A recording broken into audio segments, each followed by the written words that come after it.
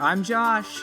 And I'm Jen. Welcome to the Gospel Shaped Family Podcast. Each episode brings biblical wisdom and practical conversations on parenting, marriage, and family. And we discuss how to disciple the next generation with a biblical worldview. Whether you're raising children, shepherding a church, or longing to build a legacy of faith in your home, this podcast is for you. Join us as we explore how to shape hearts, homes, and churches around the gospel, one conversation at a time. Hey everyone, welcome back to the Gospel Shaped Family Podcast. Today we have a very special episode that we're so excited about. We're so glad to welcome Larry Fowler with us today. He is the founder of the Legacy Coalition. We've known Larry for a while, and we're just so glad you're here today, Larry. Thanks for coming.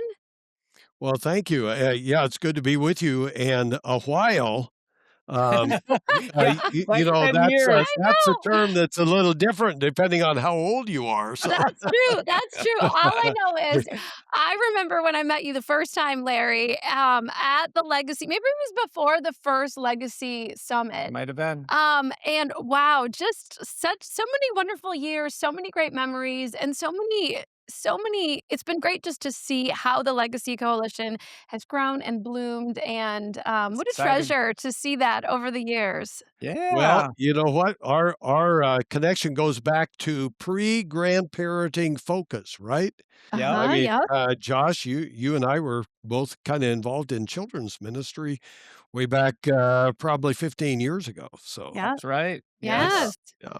Yeah, so I'll give a little quick introduction on who Larry is. You can fill in anything else, Larry, that's helpful. But Yeah. of course, you're married to a wonderful wife, Diane, Love with Diane. two grown So do children. I. So do I, Jen. So Yay! That's a good thing. If you're listening, Diane, hello. Hey, Diane. And of course, 2 children, 7 grandchildren. Is it still 7, or do you guys have more it's now? still 7, but my clan has grown. So now I have 2 granddaughters-in-law, two Oh. great-granddaughters, Wow.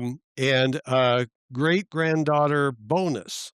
Okay. Wow. So yeah, my Wow. clan is continuing to grow. That's a lot to keep Yes. track of. We're not in this phase of life yet, Mm-mm. so I sometimes wonder how individuals keep track of all the birthdays All of and it. the holiday. There's an art to that, I'm sure. Yeah, but yes, Larry runs the Legacy Coalition. Mhm. Is the founder, and I had a front row seat to that. Helped launch that over about a decade ago now. And why don't you just kind of give a little introduction to what the Legacy Coalition's focus is for all the listeners? Well, our focus is on encouraging Christian grandparents to be intentional Mhm. and to not miss opportunities to impact the faith of future generations and their families. And we do that through events and resources primarily. And yeah, Josh, you had a big part in resources there in the early years, didn't you? Yeah, that was fun. It still is fun. Yeah. Yes, Larry and I got to work with Bethany House to bring a series of 7 books to print. And Larry wrote Overcoming Grandparenting Barriers, which is fantastic if you're dealing with any prodigal kind of challenges, relationship issues. There's so many, of course, in this season of life that would be helpful Yeah. to take a Well, look at. let me give your listeners a backstory to that a little bit. When we started Legacy Coalition in 2016, we looked for books that defined the role of grandparenting. Mhm. And we didn't look earlier than the year 2000, but from 2000 to 2016, we only found about 7 books that were written on the topic, but 6 of the 7 were self-published. Only Mm. one had been published by a publisher in 16 years. So along comes Josh Mulvihill with his doctoral dissertation that ended up being the book Biblical Grandparenting. And God used you, Josh, and your relationships to get that contract with Bethany House. And we went from 1 book in 16 years Yeah. to 6 books in 1 contract. Or Mhm. 6, I guess 1 was a video series, wasn't it? But Yeah. Yep. that was a huge step forward. Yeah. And yeah, God really used you in that. It was a fun yeah, we had to get those out in 2.5 years. I'll never do that again. Uh-huh. That was good though. Yeah, so we got people listening that are gonna be both all along the family spectrum, Uh-huh. from grandparents as well as parents, and so I just wanna say something to the parents, because Jen and I aren't in the grandparent phase yet, as well, that this is really helpful to hear what Larry's going to say, Mhm. because not only do all of us have grandparents, and how do we interact as a family unit together to do what God's called us to see our children and grandchildren come to walk with the Lord, love Christ.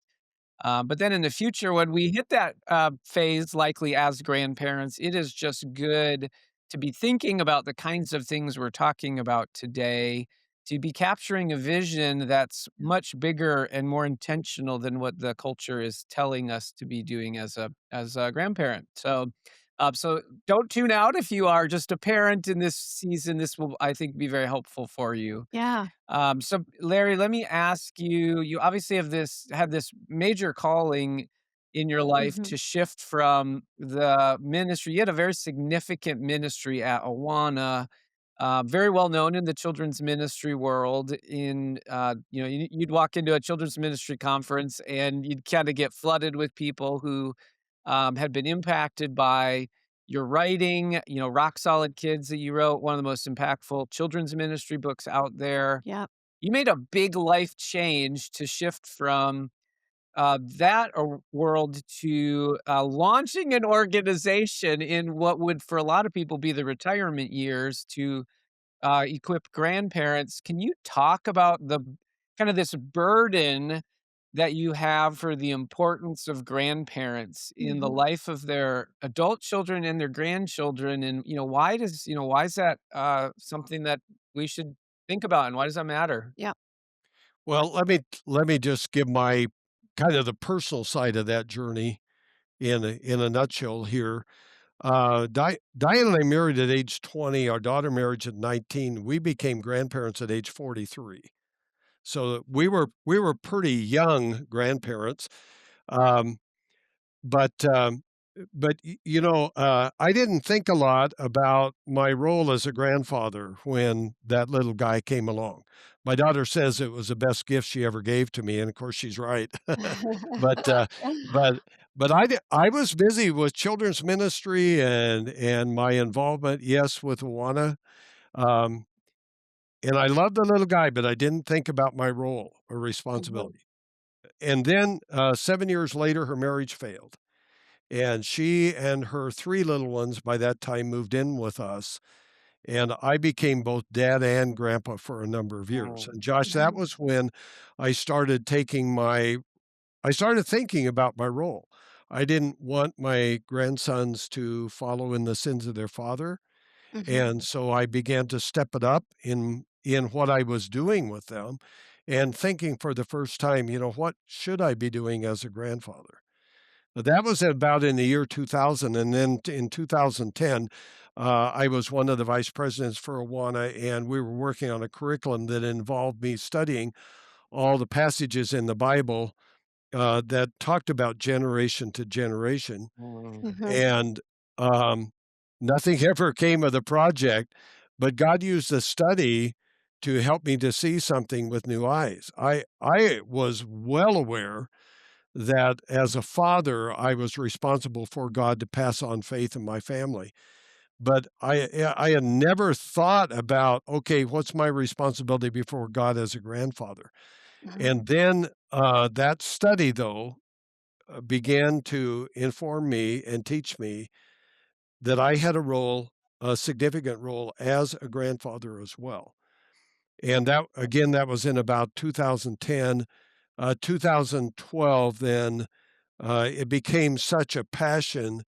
By that time, our daughter had remarried, moved to Colorado. Our son was starting his family in California. So we moved to California with the whole purpose of being a more intentional grandparent. That's great. And that's kind of the journey, the personal journey on the backside of the Mm. story. Love it. I love it. Yeah, that's amazing.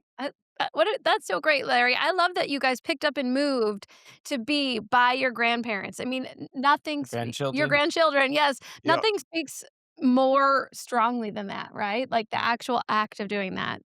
Well, Well, go ahead. I tell people one word made us move. And it's Deuteronomy 4:9, the last phrase where it says, teach your children and your children's children. Yeah, And the and made us and move 1,800 miles.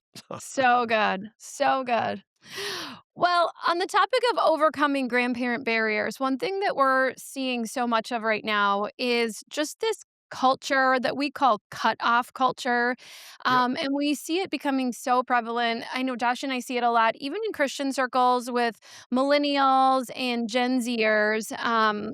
I wanna say the statistic is something that, like, 30% of families have somebody are cut off from somebody in their family, and I know that that applies to grandparents too. I mean, you can even see, like, on social media, these hashtags that are like, cut off your family and things like that. They're getting just, like, billions and billions of views Like nationwide. toxic. Toxic Yeah. family, toxic things along those lines. So, what are you seeing right now? What are you seeing with grandparents? And what would you say to either a grandparent or an adult child who's in one of these cut off relationships that are just so prevalent right now?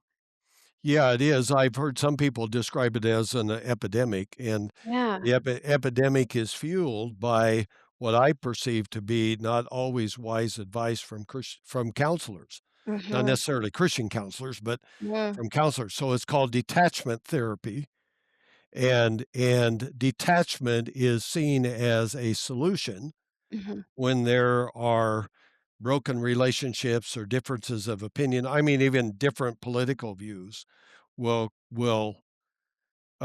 cause one family member to detach from Yeah.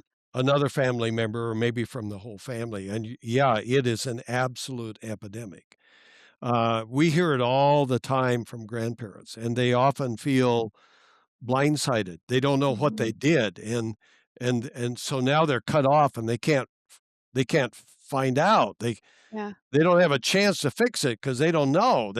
Mhm. What did I do? Uh-huh. That's what they say so often, and they're so frustrated by that. Yeah. To them, we say, "Well, keep loving, keep don't accuse, just try to keep the communication channels open, and then have hope that it's gonna end." I saw some research where the when there's a detachment, when there's this cutting off of a family member, the average length of time that that stays in effect is 4.5 years. Mm. Wow. Um, Wow. 4 yeah. it can be from 6 months to 30 years. There's a huge spectrum, but the average is about 4.5 years Mm. that takes place. And that can seem like an awful long time, especially when you're my age, and and 4.5 years is a big portion of the life you have left on this earth. So, Mm. What would you say, Larry, for the adult children that are listening, just from the grandparents' perspective of Yeah. saying, "Okay, before you, like, Before you cut cut me things off. off, if there's conflict or things that are, troubling or challenging or you don't like, what would be your encouragement to that adult child as steps they could take that would be helpful and healthy?" Mhm. well, obviously, it's an alternative, isn't it, to conversation? Yeah. And maybe they've tried conversation. I mean, I believe that there are times where uh, the grandparents say, "I don't have any idea what I did," but they actually did something. Mhm. They did something that deeply offended, and so then their only kind of recourse is say, "Look, we gotta just cool this relationship for a while." Yeah. So, yeah, but the opposite of cutting off is conversation, Mhm. of Yep. talking it through and having that difficult, discussion that you may not wanna have, and, y and it may not go the way that you want it to, but you gotta at least try. Mhm. The Bible tells us if we want to be biblical about this, it tells us to try to get along with people as much as we're able. Yeah. And, sometimes we're not able, right? And sometimes, parents, but step into the relationship as much as you can. Try to be transparent in the conversation, see if you can make it work. You're listening to the Biblical Family Network. Hey, I'm Miki. And I'm Will. And we're the co-hosts of the Culture Proof podcast. We want to invite you to join us every week as we discuss what's happening in the world and then filter those happenings through a decidedly biblical lens. There are many questions, especially when we see what's happening in our culture today, but the answers are found within the Word of God. So that's where we want to look. Amen. When we resist those cultural trends that rival the truth, We remain culture proof. You obviously have this huge burden for grandparents investing in their grandchildren, and I want to. I think there's two kinds of people listening: grandparents that need some clarity on the why to that, Mhm. but also the adult children need to capture a vision for why their Christian grandparents should be more active and involved with Yeah. their grandchildren. And a a phrase you like to use called, what's the big deal about grandparenting that kind of gets at some of this. Could you kind of share some of that? Um, What's this? This one? I want my grandkids in heaven with me. yeah, Is that what you want me to say? yeah, yeah, yes, yes. Yeah, that's that's the why. I want to do everything that I can. I know they all make up their faith is their own. I can't Mhm. save them myself. That relationship is between them and God, but I wanna do everything I can to be an influence in their lives. Mhm. I think I'll probably get there first, and I don't know how time works in heaven, but I wanna see my family there, and I don't even know how that's gonna work, but I'm gonna do everything I can to do that. Uh-huh. To expand on the why a little bit, Josh and Jen, the Bible says grandparents are to be involved. So if we're gonna be obedient to Scripture, then we need to be involved. And most of the time, the concepts in Scripture that speak about the role of a grandparent are that of passing on faith stories to future generations. We're to Mhm. pass on that spiritual heritage, and it is often through the telling of faith stories. But so we have a responsibility for God. Secondly, the why is grandparents have so much potential for influence. Um, look, if you're a parent and you also want to see your kids follow God, it only makes sense that it would not only be your influence, but it would be the influence of other Christian believers in your children's lives. And Mhm. that carries a great value to you. Who better than Christian grandparents to be the ones to provide that influence? Mhm, So, so the potential for impact is there in grandparents as well. Uh-huh. mhm. So that's kind of a couple of the reasons. Yeah, Yeah, that's great. I mean, and we've seen that with our own kids too. Josh's dad has been so intentional with them, and Pam as and well. Pam, Yeah, they both have. been great.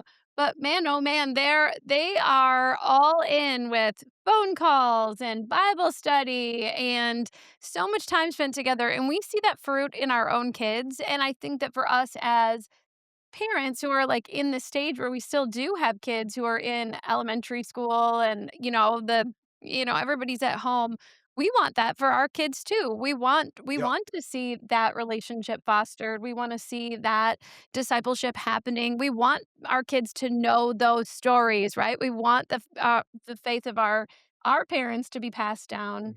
Mhm. And so yeah, It's a it's huge great. help. it's Just it's huge a help. huge help. It's Yeah. a huge help. And so to see the need for that and to say yes, right? To say, yes, we want that and we're going to make time for that and we're going to Mhm. foster those relationships is has been just a really beautiful thing. It takes a little work to get on the same page sometimes, but Yeah. it's worth kinda working through the stuff in order Sometimes there's, to like, yeah, scheduling logistics, yeah. like, this week, or our son John was trying to line up phone calls with Josh's dad, and they kept missing one another, and, but even that, like, those are some of those, like, nitty-gritty fun, like, relationship type things. They're like, "Oh, missed your call," like, that's great, like, that's a real relationship with It's good. the grandparents. That's good. Well, So I saw an interesting, study recently, a secular study Uh-huh, about how valuable it is for children to know their family heritage. uh-huh, And it was like if they know their family story, they are so much more healthy, emotionally and every other way. And it talked about how that the knowing of family stories creates a real sense of identity, and we know how important identity is in today's world. yep, So if I so to the parents out there, I would say, you need to encourage your parents, the grandparents, to tell their stories. yep, Ask them stories, get them to do that, especially stories that illustrate their faith journey. uh-huh, And that can be the victories, it can be the failures, it could be the way God answered prayer. It's a whole bunch of things. But Mhm. yeah, grandkids need to know grandparent stories of faith. yep, Mm. So, yep, that's true. So the Legacy Coalition has a big conference coming up, Larry, called the Legacy Summit. And can you tell us about that? Then I want to chime in on because I've been to a few of them, and I want to chime in on that after you're done. okay, yeah, it's the only national conference on Christian grandparenting. It's March the 19th through the 21st in Frisco, Texas, and there's still plenty of time to register for that. Um, yeah, we want to, through the conference, inspire the people that come and light their fire for their role as a grandparent. We also want to um, eh, eh, eh, create a splash on the bigger stage of Christianity in America, and Mm, that's one thing a national conference does is it helps others to really be aware of this movement. We have a long way to go. There are about 30 million Christian grandparents in America, and Josh, according to your work, three-fourths of them don't really have a vision for their role as a grandparent. wow. So Yep, we have a mission field of 22.5 million grandparents in America. The conference is one way that we use to get the word out, and it's a top drawer conference. This has Mm. world class speakers like Josh Mulvihill that are speaking at the conference, and so you'll want to go, and we'd love to have you come and participate. I have heard from so many grandparents that have attended this conference that this was the thing yep, that helped them yep, really catalyze and capture a vision for their role in their family's life and really to kind of get off dead zero and get serious yep, about engaging and to be in another place with 1,000, 1,500, 2,000 others that are equally motivated mhm, and it's quite moving, very very wonderful. If you're an adult child, you should share this podcast with your parents, yes, the grandparents of your children, yep, and even consider if you're saying, I'd love to have them more engaged. This mhm, is a kind of thing that's a very special thing for grandparents to be at. It's in Dallas, yep, so if you're within driving distance, it's a no brainer to be at. Yes, yes. Yes. Yeah, All right. Yeah. so Go it ahead. starts, yeah, Thursday noon through Saturday, and I will say this, Josh, we need to add this.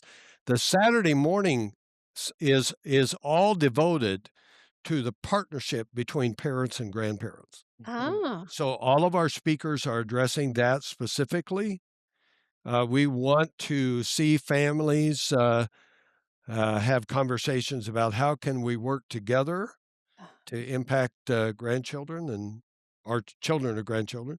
So Saturday morning is all about that partnership. There's a separate ticket just for Saturday in case Oh, parents want to come and participate, but they're not gonna be interested in all the grandparent stuff, or they're not able to. So Okay. that's That's great. fantastic. It sounds exciting. Yeah, it's gonna be wonderful. Ooh, so Wonderful. fun. We'll be there. We want to take a break and thank our sponsor, Renew a Nation. If you've benefited from the Gospel Shaped Family podcast, consider hopping online and making a tax-deductible donation at renewanation.org today. Your generous donations make this podcast possible and further our work to help children develop a biblical worldview. Also, if you've enjoyed this episode, you can support us by leaving a 5-star review wherever you listen. This helps us grow and reach more families with a biblical worldview.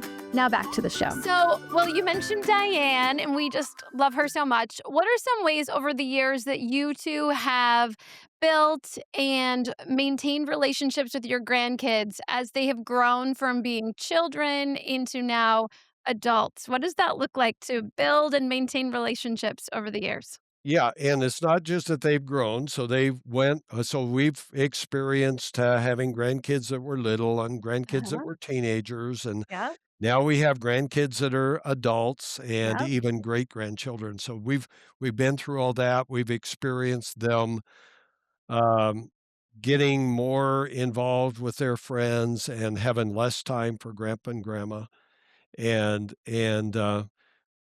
seeing them come back, some in as they get into their young adult years. So we've Uh-huh. been through all that journey, and it's not just about the ages, it's also about the distance. No. As they get older, they move away, Mhm. so we have all of those. Um, Probably the thing that we have done that is the most significant with our older grandchildren, and they're the ones that are now young adults, is that when we do go to visit them, we essentially date them. Every Oh. time we see them, we go and we'll have family time, but we say, "Okay, we're gonna take every one of you out for coffee or for a meal or something." And Oh, I so love it.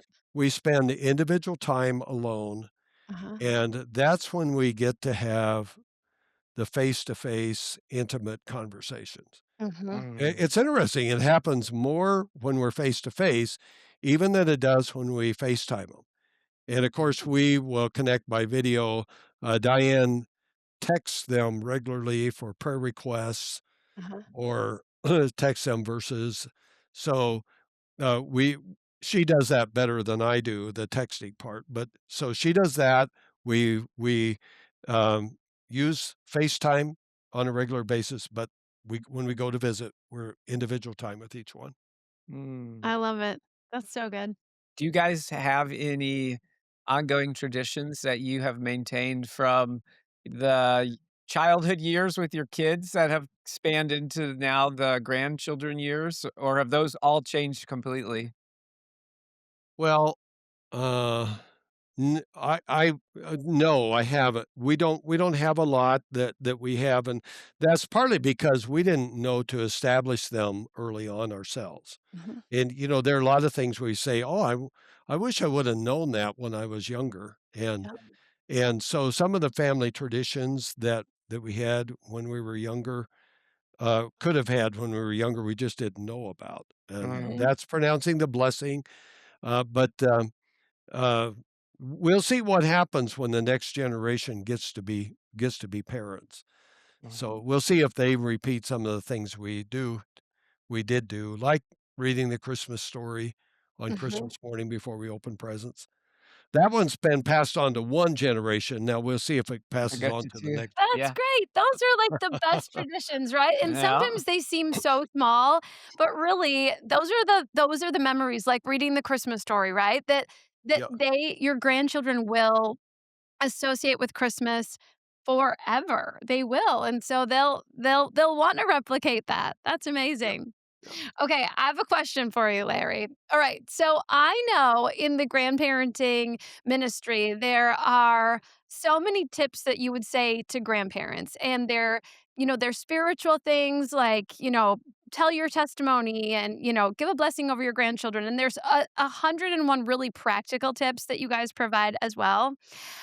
If you were going to provide a tip to adult children, like if there was one thing that you could say, this would make us happy as grandparents, what would it be? Like, if you could think of something that would be like a great tip for the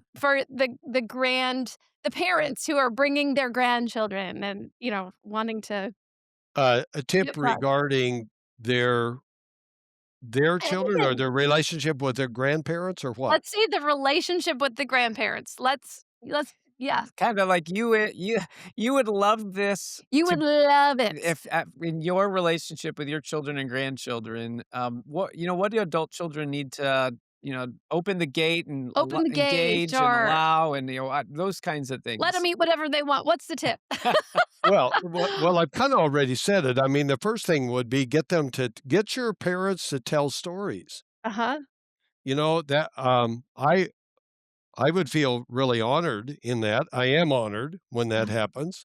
I Uh-huh. remember that, a number of years ago, our daughter did that with Diane's parents, and her Ooh. dad was this mild-mannered guy, not an upfront leader. He was this faithful usher in their church for, like, 30 years, you know?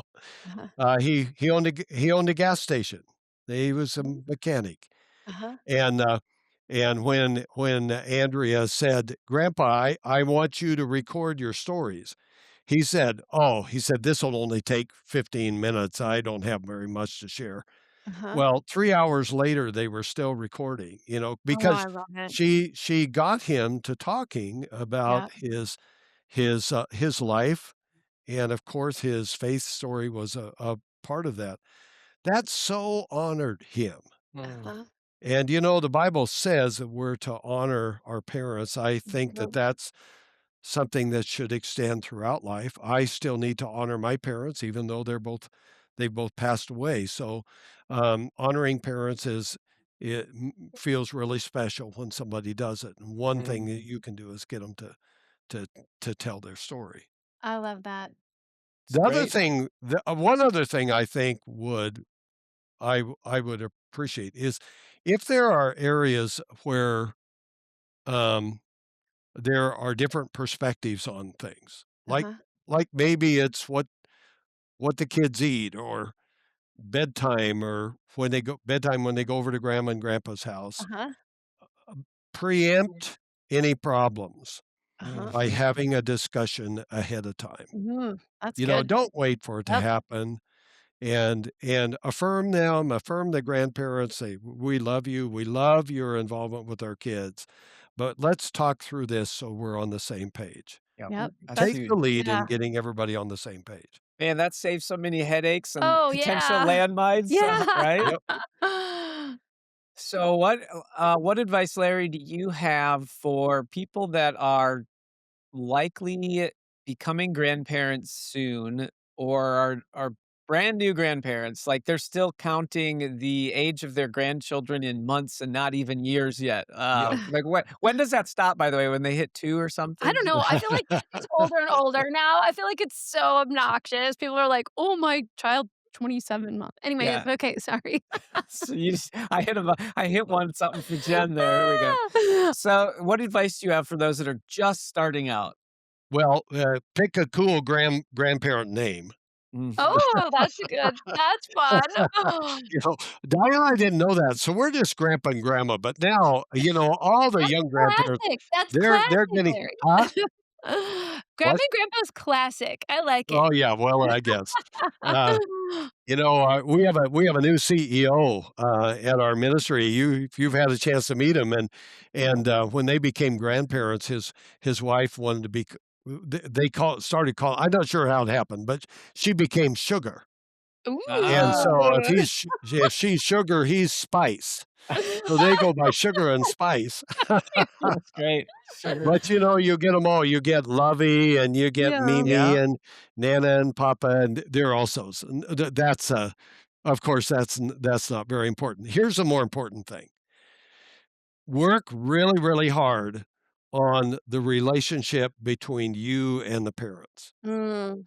The years where you between when you get the announcement you're gonna be a grandparent, and then the years where the grandchild can converse with you, and you Mhm. have an opportunity to begin to influence them spiritually. The critical issue is the relationship between the parents and the grandparents, Mhm. especially the grandma and the daughter-in-law, who's the mother, Mhm. or the grandfather and the son-in-law, who's the Mm. father. That Okay. in-law relationship, uh, you know, um, as grandparents, your son may have married somebody that really loves him, but it doesn't mean that she loves you as much as Mm. she loves him. Mhm. And so you've got to really work on that relationship. Don't control. Don't get too quick with advice. Wait for them to come to you. Uh-huh. But the relationship, work on that relationship. Okay. That's a biggie. That's That's great. huge. That's huge. So, Larry, where can people find more information about the Legacy Coalition, anything on the summit? Where would you direct them? Legacycoalition.com. Just go to there and you'll see under events that the summit is listed. And so legacycoalition.com, click on events, and you'll see the summit as well as other things that our ministry does. Excellent. Wonderful. Well, thank you, Larry. It's great. We could probably talk another Oh, long man. time, but this is going to be Yes. super encouraging for everybody. So, I'm sure thank it you, will Larry. be. Thanks for being here today, Larry. Thank you for listening to the Gospel Shape Family Podcast. Please share this episode and give us a 5-star rating wherever you get your podcasts.